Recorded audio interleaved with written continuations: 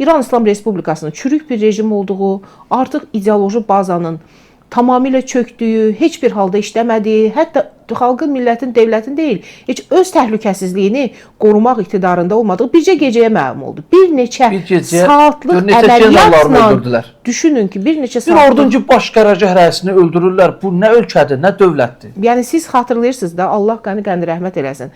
Bir Polad Paşa həlak oldu. Azərbaycan savaş başlatdı. Və biz torpaqlarımızı həmin o prosesdə geri aldıq. İndi düşünün ki, bir ordu bütün rəhbərliyindən, hamısından bir adam sağ deyil, yerinə qoyduqlarını da vururlar. Bu gün artıq İsrail rəsmən elan elədi ki, biz artıq Ayətullah Seyyid Əli Xomneyinin də yerini bilirik, onu da vuracağıq.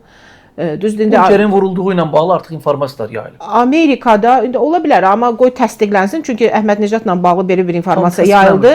Niyə? Çünki Əhməd Necata qarşı həqiqətən sui-qəsd olmuşdu bizim İran qaynaqlarından, yəni özəl qaynaqlardan aldığımız informasiyaya görə. O xanımı və 2 oğlu məkan dəyişməyə hazırlaşarkən onlara hücum olmuşdu. İndi biz bilmirik axı, həqiqətən o sağdı, yoxsa özü də çıxıb bir açıqlama verməyib. Yəni onun sağ olmağı ilə bağlı da bir məsələ yoxdur. Yəni dediyim odur ki, biz güneyli, quzeyli bir həlledici mərhələyə gəlib çatmışıq. Və bu situasiyada sadəcə Bakı və Təbrizin üzərinə məsuliyyət düşmür. Bu coğrafiyada var olan ən böyük Türk dövlətinin, ən güclü Türk dövlətinin paytaxtı Ankaranın, yəni siyasi mərkəzimiz olan Ankaranın üzərinə böyük yük düşür. Niyə? Çünki İranın parçalanması, transformasiya prosesi sadəcə hakimiyyət dəyişikliyinə hesablanmayıb ki, orada bir Kürt dövləti qurulmağına çalışılır. Biz bunu Suriyada da İsrailin əməllərində görürük, biz bunu digər ərazilərdə də görürük, Türkiyənin ərazilərində görürük. Biz görürük ki, Amerika Türkiyə PKK-ya imzaladır ki, biz artıq özümüzü buraxırıq.